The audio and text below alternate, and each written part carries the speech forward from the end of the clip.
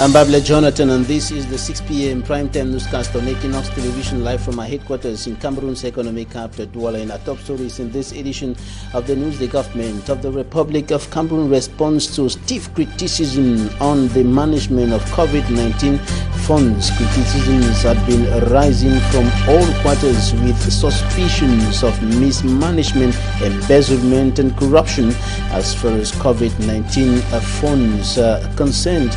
In the Republic of Cameroon, we shall also be bringing to you updates on the COVID-19 situation of the Republic of Cameroon, and we will also talk about the failure to put an end to the crisis in Mali. The West African mediators have not been able to strike a deal to bring to table an agreement on the way out of the crisis in the Republic of Mali. 5 West African heads of states were there yesterday.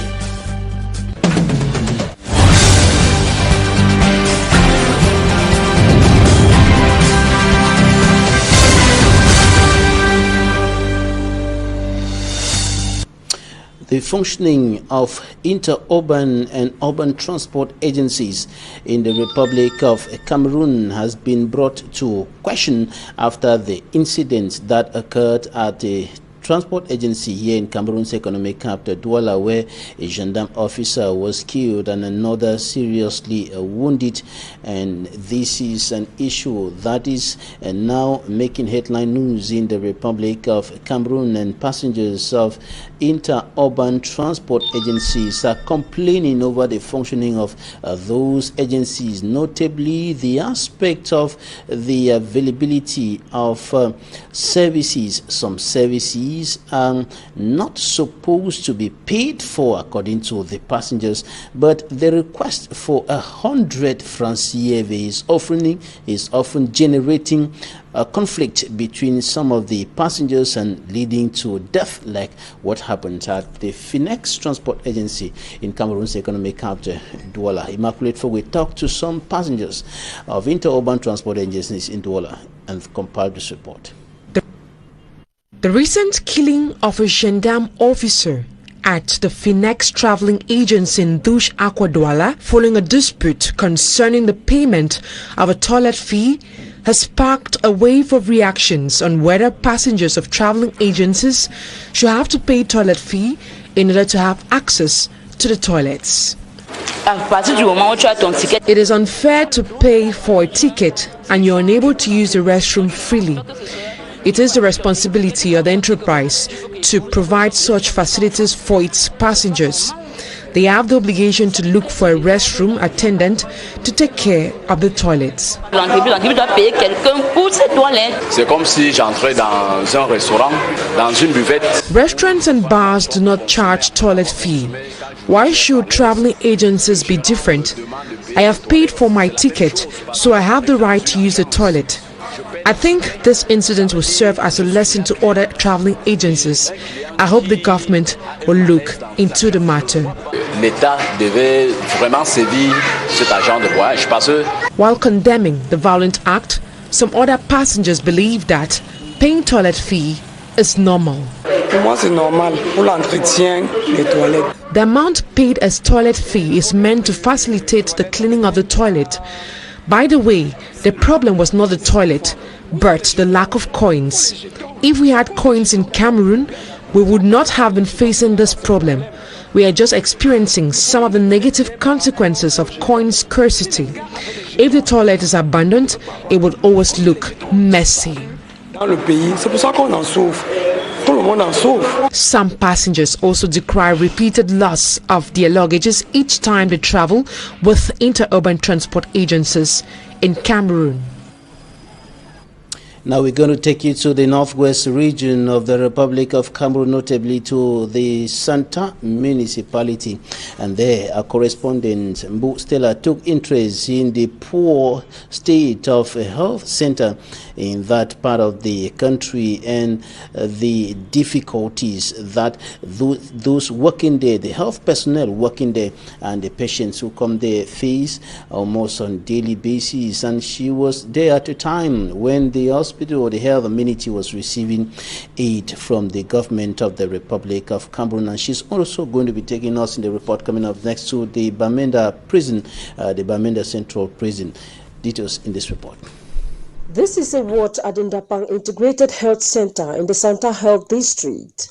Many are sick, but the space and hospital beds are limited. When you see that money, they're inside that place. You're not supposed to be inside open. You see, say, we look at this place. Or put someone so. Like, we're supposed to get men's ward differently. At one time, we put even female. You see, say, this is men's ward. But now, they are female inside mixed with the men because lack of accommodation. These people are sitting here. They're not supposed to be in a waiting room. But now they are taking their treatment here. First of all, this is a ward. See how crowded it is. In this our environment of coronavirus. See how patients are joining beds. There are two patients in the ward. At the time the world is battling the spread of the coronavirus pandemic, not even the frontline health workers at the hospital are protected.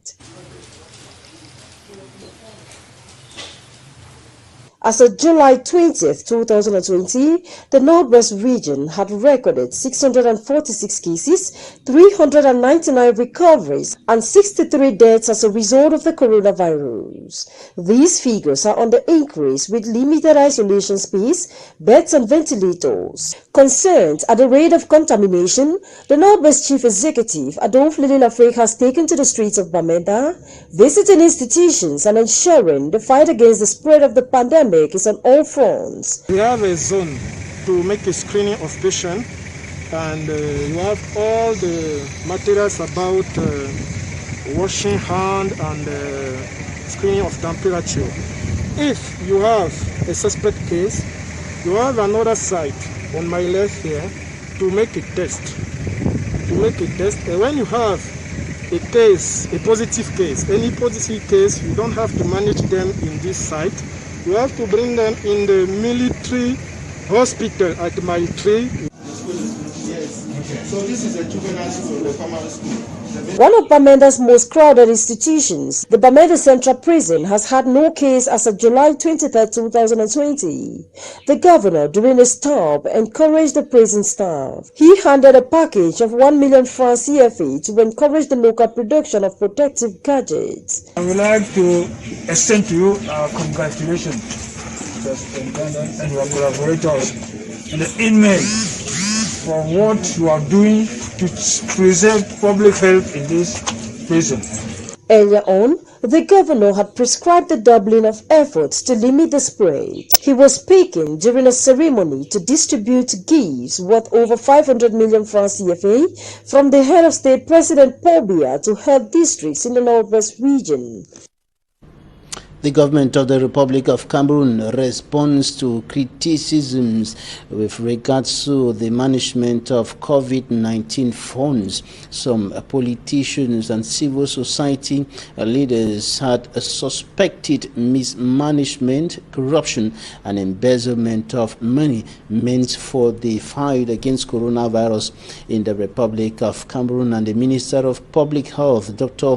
Manauda Malachi, speaking to the press today in the nation's political capital, Yaoundé, said everything is done in a transparent manner. He said that the country has already spent more than 20 billion francs CFA in the fight against coronavirus, and he indicated that as of now, the country's coronavirus curve is on a standstill, is stable, an indication that the government is succeeding in its fight against the coronavirus, and the country has recorded so far more than 16,500 persons who have been tested positive for coronavirus, and more than 14,000 have been successfully treated.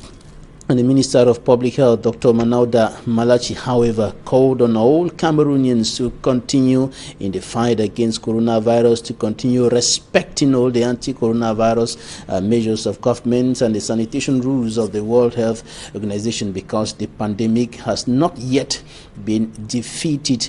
In the meantime, stiff criticisms have been rising from all quarters against the government with regards to the management of the coronavirus funds in the country. And this is why the Prime Minister, Chief Dr. Joseph John Gutting, has instructed, has demanded for an audit that will be carried out in the management of the coronavirus funds in the country. Innocent as the reports.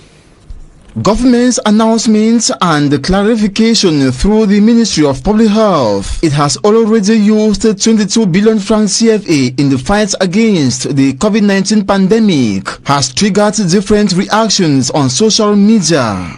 SDF MP Jean-Michel Ninche has highlighted alarming embezzlement by government through its exorbitant purchase of COVID-19 materials. In a release, he spoke of government officials using the pandemic as their farms to fatten themselves, while the already poor Cameroonians continue to suffer from their unscrupulous acts. Joel Mafong, a Cameroonian, says he now sees what Honorable Jean-Michel Ninche was saying. Another citizen questions how much Cameroonians of goodwill contributed into the National Solidarity Fund. John Kum says the Minister of Public Health is even humble and kind to clarify the public opinion on his expenditure. He asks how many ministers have clarified Cameroonians on their expenditures. Criticisms, he says, should be avoided against Dr. Manauda Malachi. Pablo Dibala terms the pandemic and funds collection as a scam. Some laugh tirelessly and say it is not surprising to hear this from governments of Cameroon. Njinkeng David writes, leaders of no conscience, God have mercy, the innocent will perish. Elande Epi comments, I see nothing wrong with that. I only see everything wrong with those who cannot stand up for their rights. Bless Billion says, I knew it is not for nothing that they are converting corpses from road accidents to COVID-19 corpses. According to Dr. Manauda Malachi on state media, all COVID-19 expenses were made respecting procurement procedures, which were then introduced to the Ministry of Finance for disbursement of the 22 billion francs CFA managed in transparency. Despite the minister's clarification, criticisms kept arising, prompting the Prime Minister to announce on Thursday, July 23rd, an audit of the funds to fight against COVID-19. The audit, he indicates, will be carried out by the Account Chamber of the Supreme Court. The head of government concluded that there will be total transparency around management of the National Solidarity Fund. Civil society leaders, politicians, and other Cameroonians are decrying what they qualify as police brutality.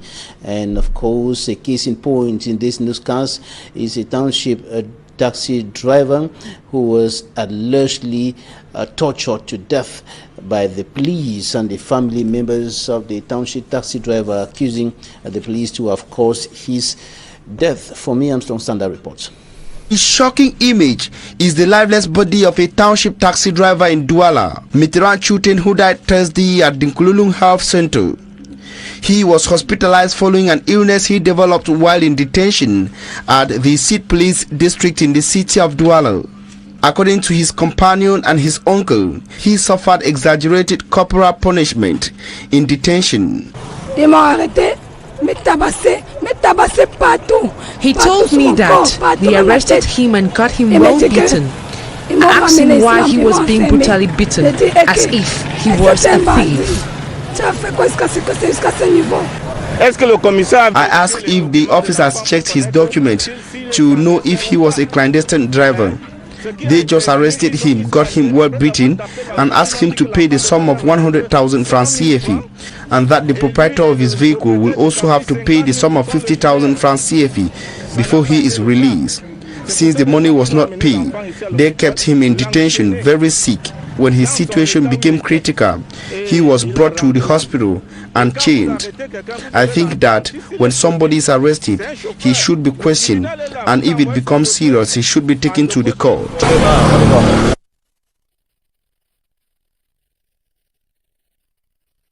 All began on Monday, July the 20th, 2020, when he was arrested for having wrongly stationed his vehicle in a public space in Douala. The deceased brother, himself a police commissioner in Yaoundé, said the treatment meted on their brother was disproportionate. J'ai insisté à rencontrer le commissaire. I insisted to see the commissioner so he could acknowledge the errors that led to his death. According to his declaration, my brother was arrested thanks to the intervention of 2 elements of the Amok Tank Battalion who blocked him from escaping and got him well beaten. He died from the wounds sustained after their beatings. Ils l'ont battu. Je dis, c'est des coups mortels dans tous les cas. Il est décédé de ses blessures. The family in tears says the police was well informed of his deteriorating health situation, but they choose to give a deaf ear. He would have been saved on that day, family members insist. I said, Chief, he is sick. He has typhoid. Please give my husband, let me take him home. He can die here. I brought him new dresses, but I have forgotten his pants. But the officer said, typhoid is not an illness. At the Seat Police District to get their version of the story, the men in uniform refused to talk to us. A similar atmosphere at Dinkululung Health Center, where our effort to get the exact circumstances that led to his demise were fruitless. Coming up, a Northwest correspondent, Mbu Stella, takes a look at efforts to disenclave Fundong, a municipality with several underdevelopment challenges. The movement of persons in and out of that part of the Northwest region has been very difficult. Her report. 3-year-old Rainatu Salamatu has been saved. She and her family live along the Isebandia Road in the Fundong municipality. The communities were linked by footpaths. If there like bush, man, if we know if climb even horse go this side, only na for food. If say sick man come up for compare with the car now for head with the worker. The 7-kilometer stretch of road has been a nightmare to farmers in particular. First time where you will be the take on from the road here, bike be the struggle for your own way when at 5,000. Many of we people don't throw our farms them because of the difficulties for go walk and then transport them. This is the present state of the road.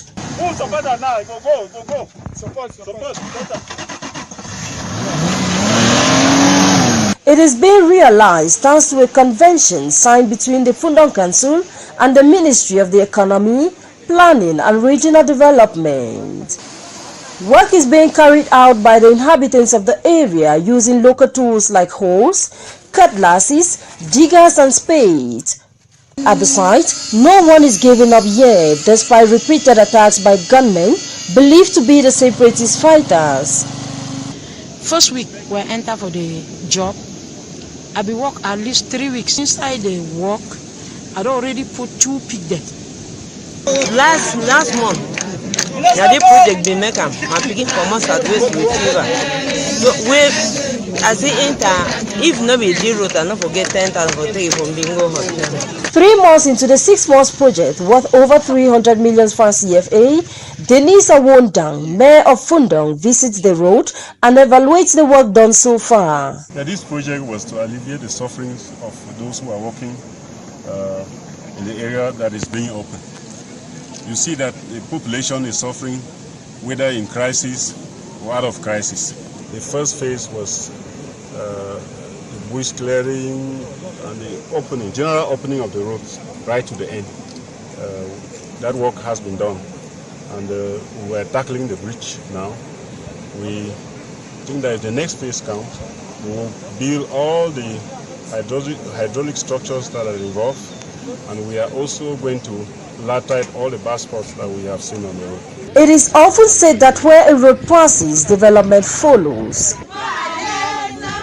The smiles on these faces is a translation of the joy within, an indication there is hope life will be better when the road is completed.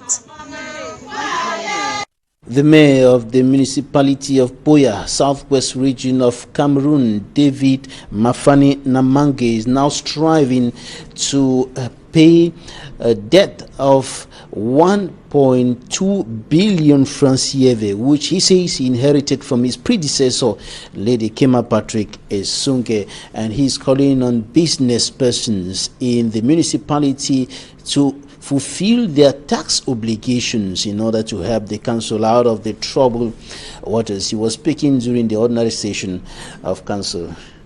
Derijato reports. Mayor David Mafani Namange, the present mayor of this imposing Buea council, says he came and inherited the council, which was in a financial bad shape, with 1.2 billion as debt. You know, administration is a continuation. So as concerns the council debt, we are negotiating with taxation, and we hope in the days ahead the debt will drastically reduce as per taxation department. Second, we have to pay, so we have started paying. Concerning, salary arrears is equally debt. I've told you people that as at this morning we have already paid 6 months. And then his account, just last 2 weeks, we paid 20 million francs. So you see, we are servicing our debts. The mayor also reminded his Buea population that they are in the same boat and to successfully sail out of these troubled waters as a team, administrative tolerance must give room for civic responsibility. What do I mean? Economic operators too should come in and start paying taxes, because you cannot expect a clean Buea and you don't pay your taxes, and we can't pay his account. Still on this economic page, the Buea Council has cancelled all contracts involving third parties in the municipality. As per advertisement, thoroughfare, management of motor park and some other contracts, because we came to realize that those are the major areas where the council can raise finances, and virtually nothing is trickling in from them. Councillor Kamer Mbela, Vice Chairperson of the Economic, Local Development, Town Planning and Housing Committee, gave the new directives on how economic operators in Buea should engage with the Buea Council. Avoid going through third parties or meeting people in the council. Channel your worry or your demand directly to the Lord Mayor of the Buea Council, or write, and your correspondence is going to be attended to. The senior divisional officer, during his first ordinary session, devoted for the examination and the adoption of the 2.5 billion 2019-2020 administrative, management and trust accounts of the Buea Council, Mayor David Mafani Namange called on his collaborators not to relent, for there is success on the horizon. Out of Cameroon, state schools in South Africa will close for 4 weeks from Monday as part of measures to combat a surge in the number of persons tested positive for the coronavirus, and older students in primary and secondary schools return to school on the 6th of July 2020. And President Cyril Ramaphosa said the current academic year will be extended beyond the end of 2020 as a result of the disruptions caused by the pandemic. And the president also announced a $30 billion package to fund health services and help those in greatest need. And coming up, we talk about the situation in Mali. The West African heads of states, 5 of them who traveled to Mali yesterday, failed to reach a deal to end the crisis in that country. Inosenaze has more. The leaders of Ghana, Ivory Coast, Niger, Nigeria and Senegal on Thursday headed to Bamako to meet Malian President Ibrahim Boubacar Keïta and key figures of an opposition protest movement that has been demanding for weeks his resignation.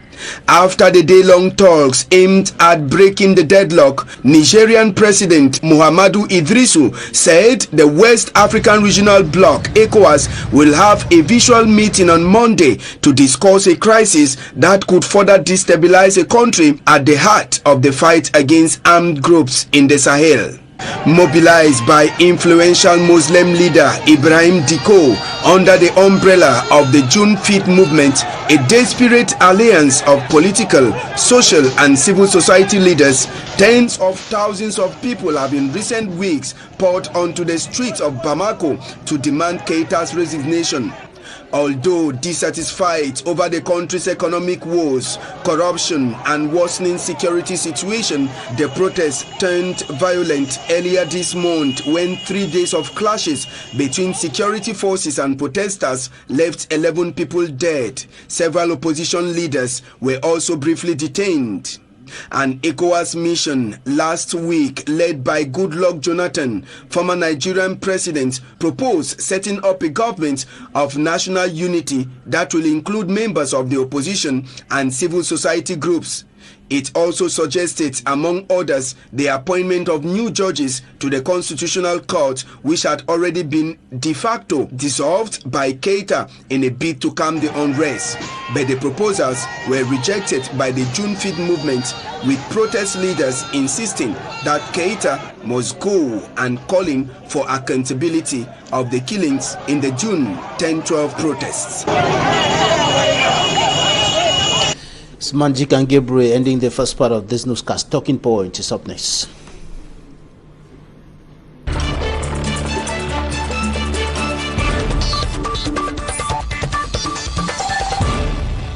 Thanks for staying with us in Talking Points. Our guest today, Christelle Bain-Foy, is joining us from London, United Kingdom. She is a women's rights advocate and anti-gender-based violence director of the Hope for the Needy Foundation.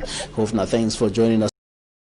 From London, United Kingdom. She is a women's rights advocate and anti-gender-based violence director of the Hope for the Needy Foundation. Hofna, thanks for joining us today, Christelle. Thank you very much, Babila, and thanks for having me here today. All right, we're going to be talking about gender-based violence, the violation of the rights of women and girls in the Republic of Cameroon. You have been crusading against the violation of the rights of women and girls in the country. What is the situation as of now? We all research has shown that in times of any emergency, gender-based violence always takes an opportunity to increase in different forms. So in the situation of Cameroon, especially in the conflict-affected northwest and southwest regions, the conflict paves way for more issues of gender-based violence to continue to affect women and girls. And with the pandemic like the COVID-19, the situation has even just gotten severe. So we have a situation where the United Nations Women, where UN Women calls gender-based violence a pandemic. So having a gender-based, having a violent conflict, a situation of a violent conflict, and a situation of COVID-19. So we are actually living in a state of double pandemics. So the situation is increasing. How frequent are the issues of early and forced marriages are on the rise? Intimate partner abuse, domestic violence, child trafficking. I don't know if I mentioned child early and forced marriages. So the situation, these are things that we're normally dealing with before the crisis got into where it is beginning 2017. The crisis and COVID-19 has just made the situation more severe for women and girls, especially those in rural communities.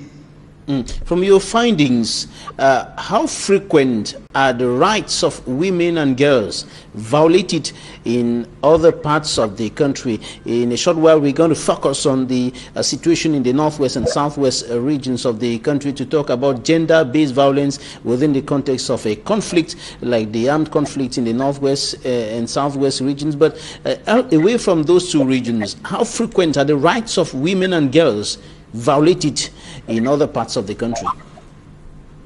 I will not limit it to the other parts of the country. I will try to situate the situation from a global perspective. A research carried out by, I've gone through research done by the UN Women and other organizations that champion women's rights, like the Canadian Partnerships for Women and Children's Health, indicates that 70% of women who have experienced physical or sexual violence in their lives are being those forms of violence come from their intimate partners. But an estimated 35% of mothers worldwide, like the number of women who have been killed, 35% of women killed worldwide have been killed by their intimate partners. So we even have a recent situation of including 2 Cameroonians in the United States, where an intimate, there was this intimate partner killing another. That's just one of the many cases that are going on in our early and forced marriages, where UNICEF presents that over 25 million child marriages were prevented in the last decade. And if action is not taken, by 2030, over 150 million girls would have been given into marriage before they get to the age of 18. So it's a common thing where we have over 650 million women and girls living in marriage today who were sent into marriage before they were 18.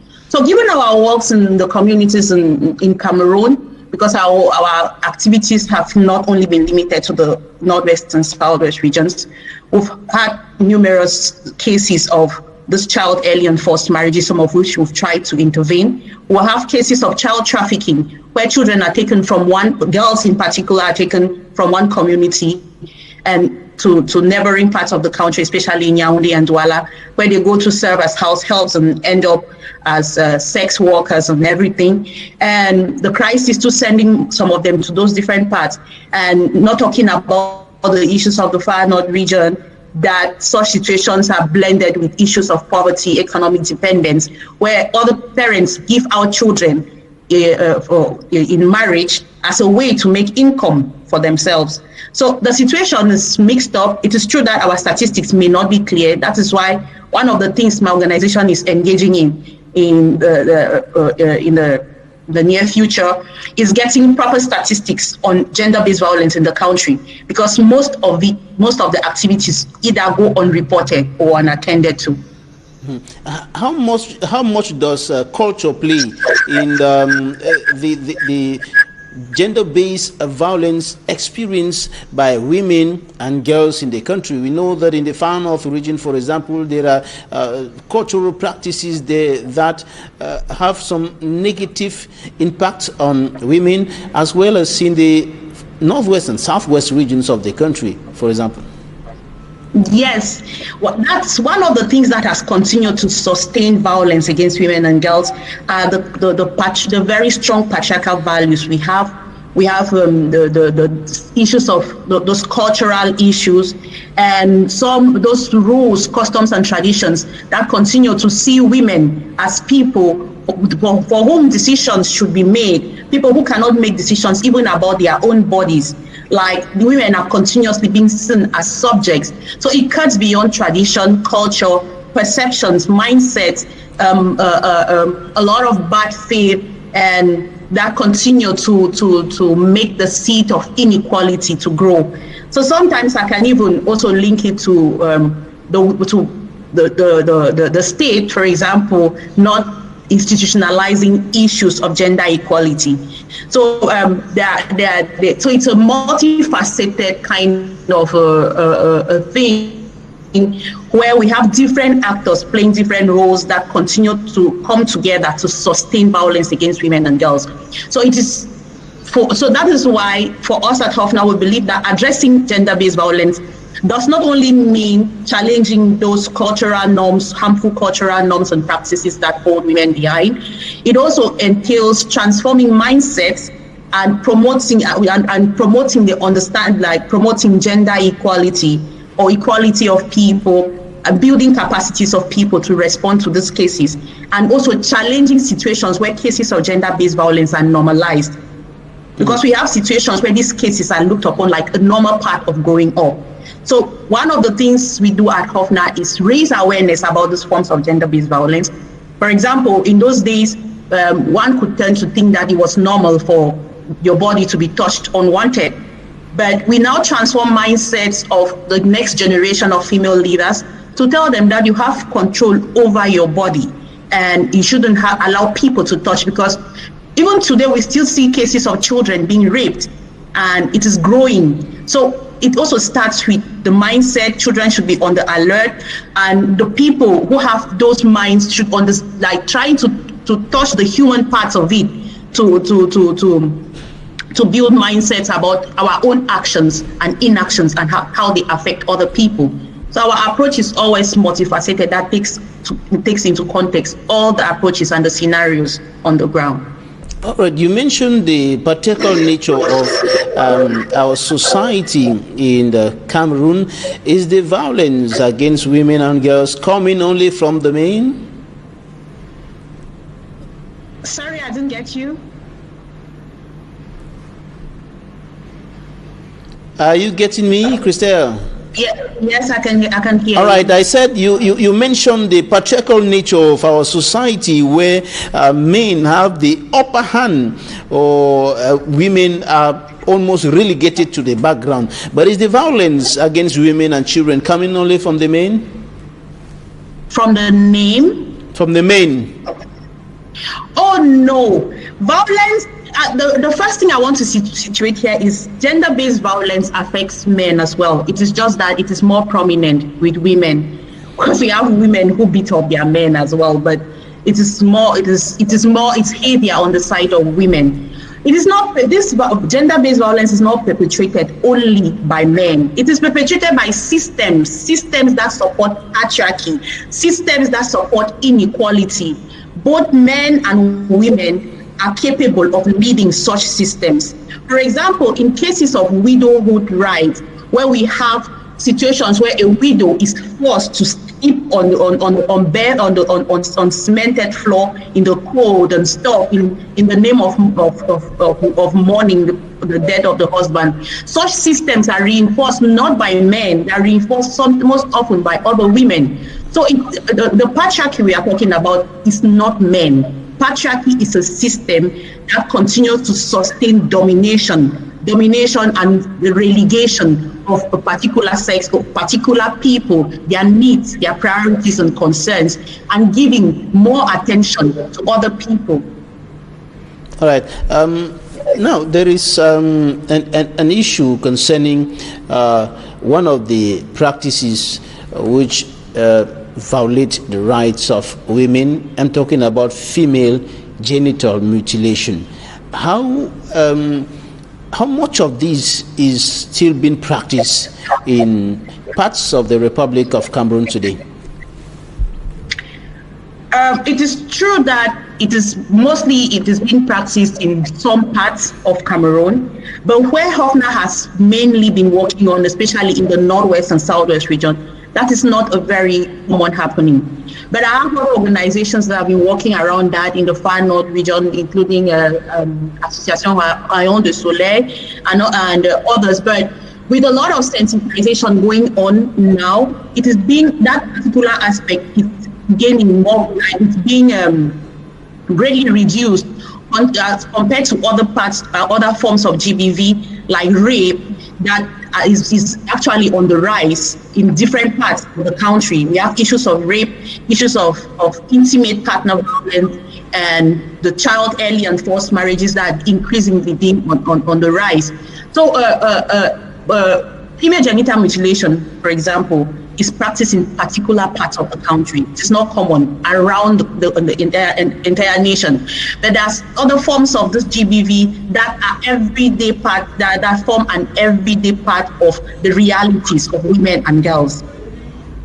All right, now let's focus on the crisis situation in the northwest and southwest regions of the Republic of Cameroon.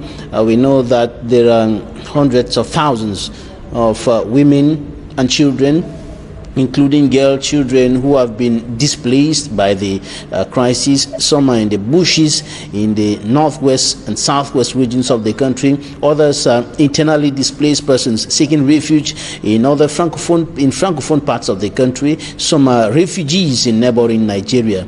How bad is the situation of gender-based violence in this context of an armed conflict?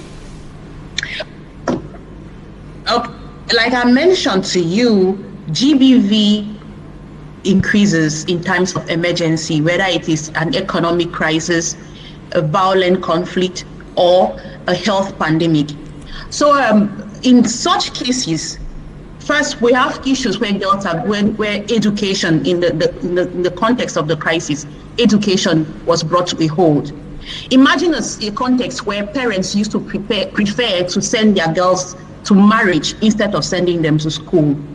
So just when we're working, and because we've had workshops with traditional rulers and traditional title holders trying to transform the culture or trying to encourage girls' education, just when this was still ongoing, we now had a situation where children were supposed to be were kept out of school.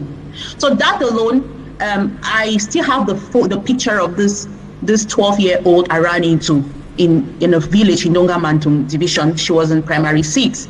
She was supposed to be continuing her education, but at 12 years old, she was pregnant, heavily pregnant. Her mom had abandoned this child with the grandmother, and the mom was into prostitution in Douala. And the grandmother was crying to me, asking me what would she do when she doesn't even have money to feed herself? How would she take care of this 12-year-old who is pregnant? Okay, that's the story of just one of the 12 years old who've gotten pregnant because they have been kept out of school.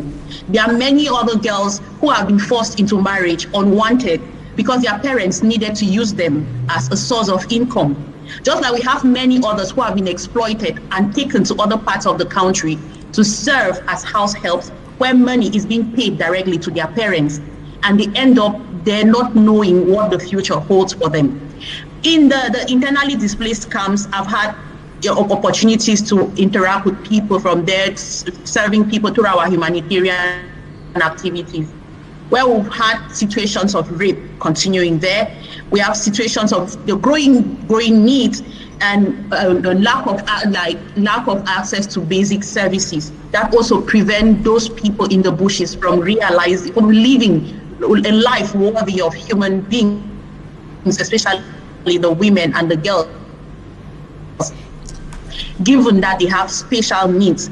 And of those people displaced both internally and around the country are women and children. So you can imagine so to think that these were people who depended on livestock and agriculture for a source of living, and they have been taken away from this comfort because of a crisis they did not bargain for. Imagine the economic stress they are going through, and the exploitation that can come in case of a woman who is that vulnerable both economically and living alone in the bush, So the situation has really been aggravated by the conflict, and women are living in continuous needs, and women and girls are really struggling to survive with the realities that the violent conflict has put on them. But just before we're even about to understand how we could make our way with the violent conflict, the pandemic came, and women, those who were even thinking that they were home, were now forced to stay home with those who abuse them on daily basis. And they have been cut from the pandemic, and the shutdown measures that were put even in the country prevented them from having access to family members who could help them. That is why in the course of that, Hofner started what we call our national initiatives to end violence against women and girls. I was going to ask you, Christelle, I was going to ask you as a women's rights advocate, what have you been doing to mitigate the impact of all what you're describing on women and girls in the two Anglophone regions of Cameroon? We started addressing these issues in 2015. We had workshops across in the communities in the Northwest region with traditional rulers and traditional title holders to challenge toxic masculinities, to talk about those cultures that continue to inflict pain on women and girls, that continue to support violence against women and girls. And I still remember the fun of Kungi, who, after our program, established what he called a community network in his village to ensure that every child that is taken from his village to go as house help or go out of his village there's a follow-up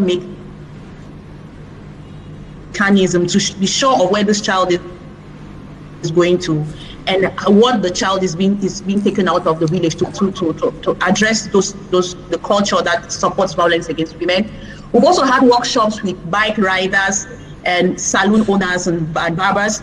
There we understand that issues of child trafficking are mostly discussed and can easily be identified by bike riders or taxi drivers and saloon owners. And this to us was an approach to ensure that reporting cases of gender-based violence in the communities were reported. So these were activities that were sponsored by the U.S. Embassy in Yaoundé. In 2015, we started an initiative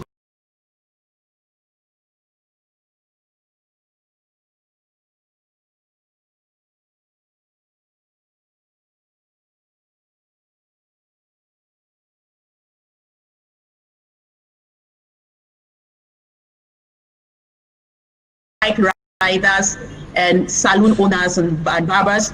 There we understand that issues of child trafficking are mostly discussed and can easily be identified by bike riders or taxi drivers and saloon owners. And this to us was an approach to ensure that reporting cases of gender-based violence in the communities were reported. So these were activities that were sponsored by the U.S. Embassy in Yaoundé. In 2015, we started an initiative. Resolution at the master's level. In your opinion, what can be done to put an end to the armed conflict in the northwest and southwest regions today? Seated militarism in our communities. That first of all, it will need to be handled before we can go now to the other political aspects. Maybe for the women, the war for them is violence on their bodies, is the war being fought on their body.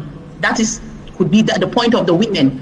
Just like the points of other people could be issues of political, of lack of political will to solve the problem. To other people, it could be bad faith. To other people, it could be greed. To other people, it could be whatsoever. People have their different views on how this thing could come about. But a proper solution entails bringing in these different factions, those different ideas, those different preferences, those different needs, priorities and concerns, bringing them together to be able to address those needs and not leaving people behind or leaving some people, some ideas aside, especially women. That is why we come in with emphasizing on the implementation of United Nations Security Council Resolution 1325 in Cameroon. And our approach to it is localizing the concept of peace with the understanding that peace means different things to different people, and it's more of an analytical category. And when we focus on one aspect of peace, or one aspect of, or we can focus on one aspect of it, we leave out other fine aspects that form a very important basis of what the global picture or what the big picture of peace should look like. So all of those different things need to be taken into perspective before we can arrive at a real solution to the crisis. All right, away from the crisis in the northwest and southwest regions of the country, what are some of the solutions that you are proposing to gender-based violence? What are some of the things that you think that can put an end to the violation of the rights of women and the girls in Cameroon today? Okay, besides looking at institutionalizing issues that support equality, Hofna we don't only sit to wait for laws to be implemented. So one of the things we've been doing in the past years is we build the income generating skills of women and support them with basic startup material so they can be able to have economic independence and work their way through violence. We also raise awareness on those acts of violence because most of them either are considered normal parts of growing up or normal in the society and they go unreported. So we also are struggling to establish a mechanism where cases of gender-based violence are not only reported, they're properly followed up on. So like creating a system which can sustain reporting and follow-up of cases of GBV while changing mindsets of community members on what it entails, and how knowingly or unknowingly we perpetrate acts of gender-based violence. All right, Christelle B4, women's rights advocate, anti-gender-based violence crusader, executive director of Hope for the Needy Foundation, HOFNA, joining us from London. Thanks for being with us in this edition of the news on Equinoxe Television, Christelle.